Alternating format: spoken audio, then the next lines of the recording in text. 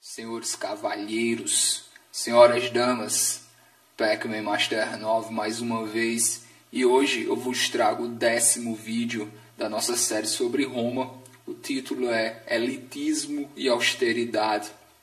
Nesse vídeo eu pretendo falar sobre as elites locais e a importância desse vídeo, porque como eu havia falado anteriormente, a partir do ano 100 haverá uma mudança na sociedade romana e essas elites locais, que esse vídeo que nós faremos agora é dedicado a elas, essas elites locais elas irão desaparecer, porque Constantino, quando coloca o cristianismo como a religião oficial do Império Romano, ele na verdade está fazendo um movimento político muito importante, porque o que ele faz, ele tira as elites locais, ele tira os nobres de cada cidade e ele coloca os bispos no lugar. Então, a partir do ano 100, a sociedade romana começa a se transformar, ela começa a ser uma sociedade diferente, e essa transformação ela vai culminar quando Constantino coloca o cristianismo como religião oficial. Mas a partir do ano 100 nós já vemos algumas modificações. Com relação às elites locais, nós veremos o desaparecimento delas. Você tem essas pessoas que vivem para a cidade. Elas nasceram, elas têm uma relação íntima e duradoura com a cidade. Essas são os homens públicos, são os notáveis, são os nobres. Essas pessoas que vão exercer qualquer tipo de atividade pública, essas pessoas elas têm a família delas tem uma relação muito íntima com a própria história da cidade. Então, as histórias dessas famílias, elas estão muito ligadas com a história da própria cidade. E esse grupo de famílias que nós chamamos de elite, os seus filhos, os seus descendentes, eles têm uma educação para servir a cidade. Então, essas pessoas elas recebem uma educação diferenciada, porque elas serão pessoas públicas. O que muitas pessoas não sabem é o grau, o nível dessa educação. Porque o que nós sabemos hoje é que um controle muito estudado da postura seria a marca de uma pessoa bem nascida. Agora, nós não sabíamos o nível desse controle. Hoje nós sabemos que essas pessoas eles tinham um controle atento dos menores gestos, dos movimentos dos olhos e até da respiração. Essas pessoas têm uma postura diferenciada frente às outras, porque nós temos a ideia de um contágio moral com as classes inferiores. Membros da elite, eles têm medo de um contágio. Literalmente, hoje, como nós temos medo de um vírus, essas pessoas têm medo em lidar com as classes inferiores, porque eles têm medo em se contagiar com elas. Essas pessoas, eles consideram, isso é interessante, muitas pessoas não sabem, não é só, eles não se consideram apenas moralmente superiores, mas a saúde do corpo também é importante para eles. O que nós sabemos é que esses membros dessas elites, eles acreditavam que a saúde física, você ter saúde física também era uma exteriorização da sua nobreza.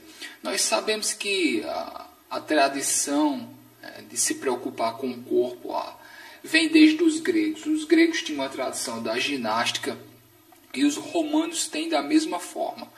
O que nós não sabíamos é que essas pessoas eles também se diferenciavam, as classes, elas também se diferenciavam no que concernia ao corpo, a beleza do corpo, a saúde, que os nobres eles também, talvez boa parte da educação deles fosse voltada a atividades físicas, justamente porque eu havia falado aqui em vídeos anteriores que essas pessoas eles querem parecer como descendentes de uma casta de guerreiros. Então é natural que essas pessoas queiram aparecer com a saúde física, é natural que essas pessoas também dediquem uma educação militar, física, corporal, e que eles também se diferenciem nesse ponto. Então não é só a questão ideológica, eles não são só moralmente superiores como eles pensam, eles também se consideram superiores do ponto de vista físico. Essas pessoas eles não podem demonstrar que eles têm sentimentos, eles não podem demonstrar que as ações deles são movidas por sentimentos. Eu vou dar o exemplo aqui de você espancar um escravo em um acesso de raiva. Você espancar um escravo em um acesso de raiva, isso seria visto com maus olhos, porque você teria o acesso de raiva, não por espancar o escravo. Porque essas pessoas elas podem ser movidas por sentimentos. Essas pessoas elas têm que ser frias e racionais. Isso é uma ideia que a modernidade, nós perdemos, ou a nossa ideia é distorcida. Eu já falei aqui que várias das nossas visões com relação a Roma são visões distorcidas. Eu falei aqui que muitas vezes isso vem do cristianismo. O que nós vemos nos filmes e nas séries nem sempre está de acordo com o comportamento dessas elites. O que nós vemos atualmente é que essas pessoas seriam pessoas muito sérias, taciturnas até. A ideia dos romanos gargalhando, bebendo, colocando isso como se fosse uma espécie de luxo da classe superior, eu acredito que isso não condiz com a realidade. Essas pessoas elas querem aparentar com todas as forças que elas têm de que essas são pessoas extremamente sóbrias, que são pessoas extremamente sérias, porque é isso que diferencia elas das classes inferiores. E elas não têm contato, e elas têm medo de se contagiar moralmente com as classes inferiores, inclusive no ato sexual. Eu falei aqui em outros vídeos que mesmo no ato sexual, senhores continuam sendo senhores, servos continuam sendo servos. E, senhores, isso continua ocorrendo. O ato sexual, falei que ele seria mais uma espécie de masturbação, em que você usaria o corpo do servo para ajudar. Mas não tem, de nenhuma forma tem essa ideia que nós temos de que um ato sexual ele é igual das duas partes. E mais uma vez, você pode fazer sexo com seus escravos, mas você não pode se contagiar adquirindo costumes ou falando como eles, ou tendo qualquer tipo de gesto que lembre algo que venha deles. Vocês entenderam? Mesmo o ato sexual ele pode até ocorrer com os escravos, com os servos, mas a preocupação com o contágio moral ela continua. Tá ok? Essas pessoas, esses nobres, eles literalmente veem como se as classes inferiores elas fossem praticamente doentes. E essas pessoas, mais uma vez, essas pessoas têm um controle atento dos gestos, de como eles se portam frente aos outros.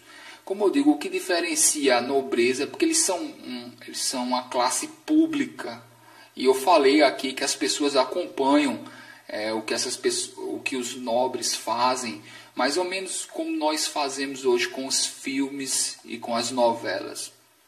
Então faz lógica, é lógico sim, é compreensível que essas pessoas tivessem uma preocupação muito grande de como eles se portam publicamente.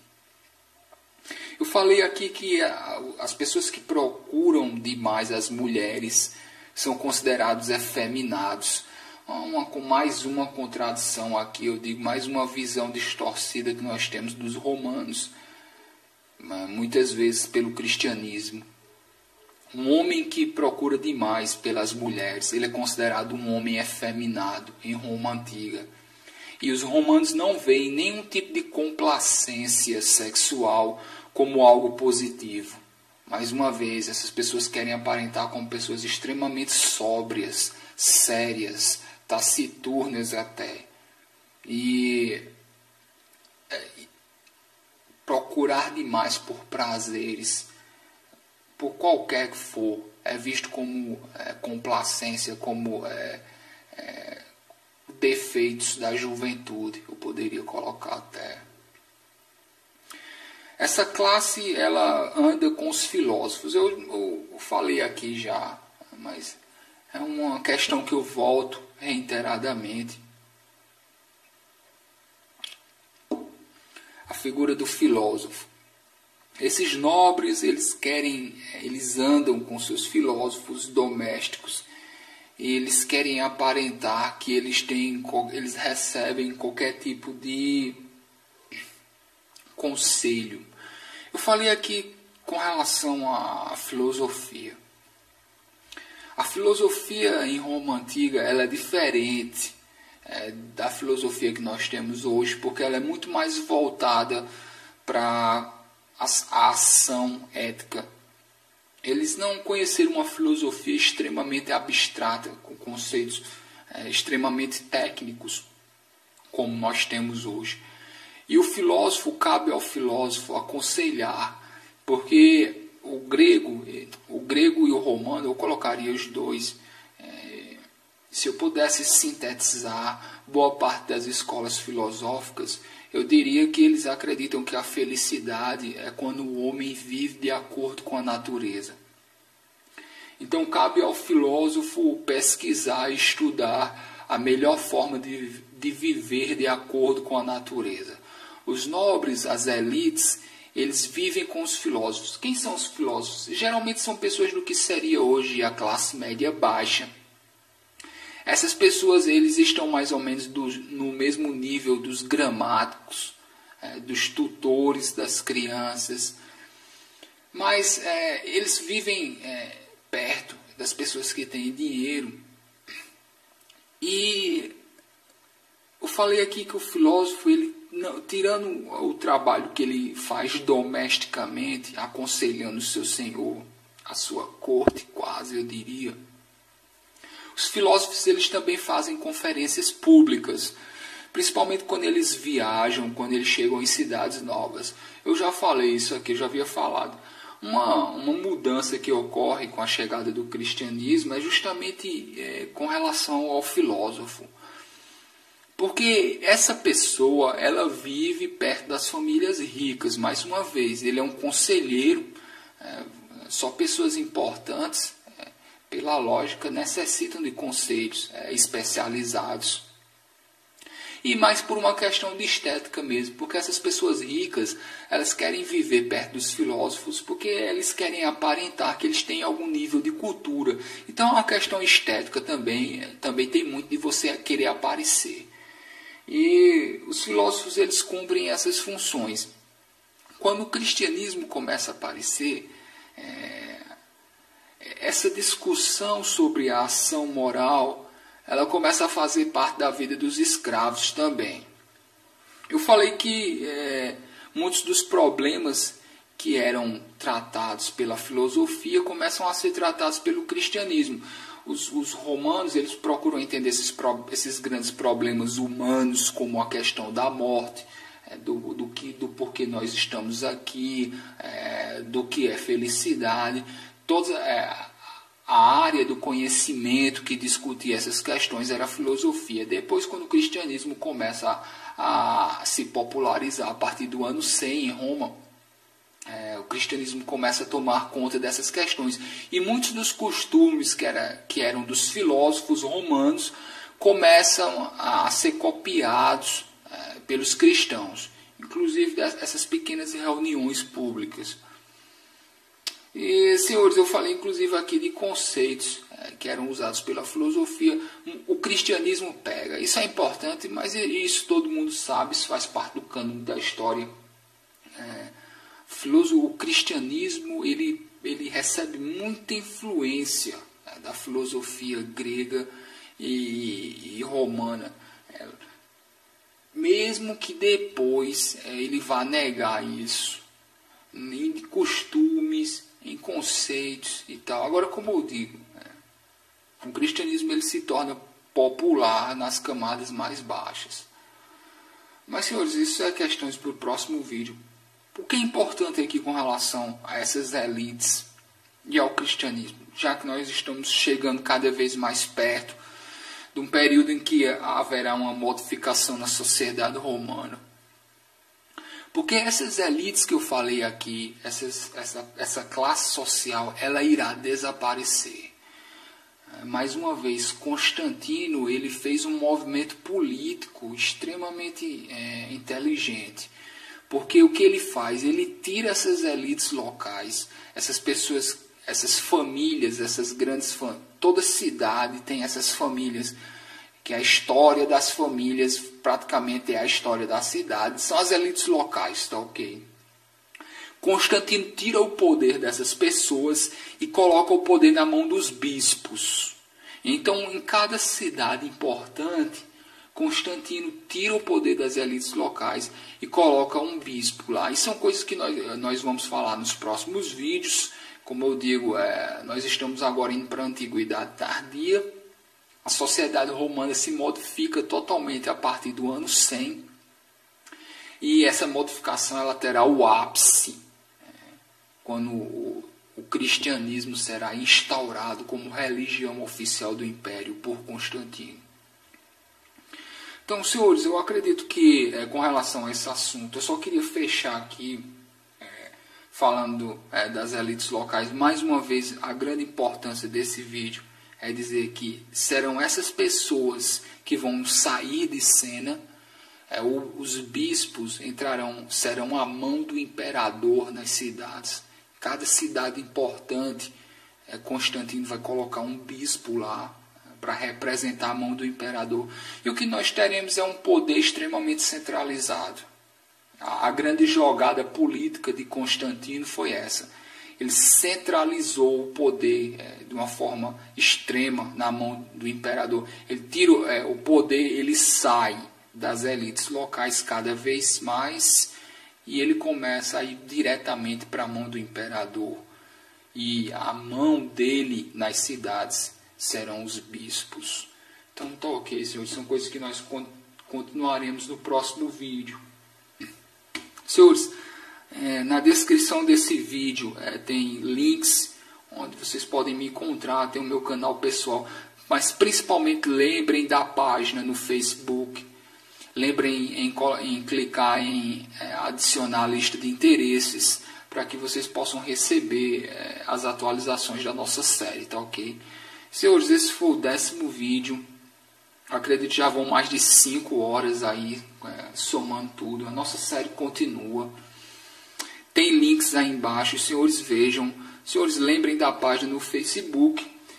E senhores, eu me despeço, eu vou embora. E senhores cavalheiros, senhoras damas, se cuidem.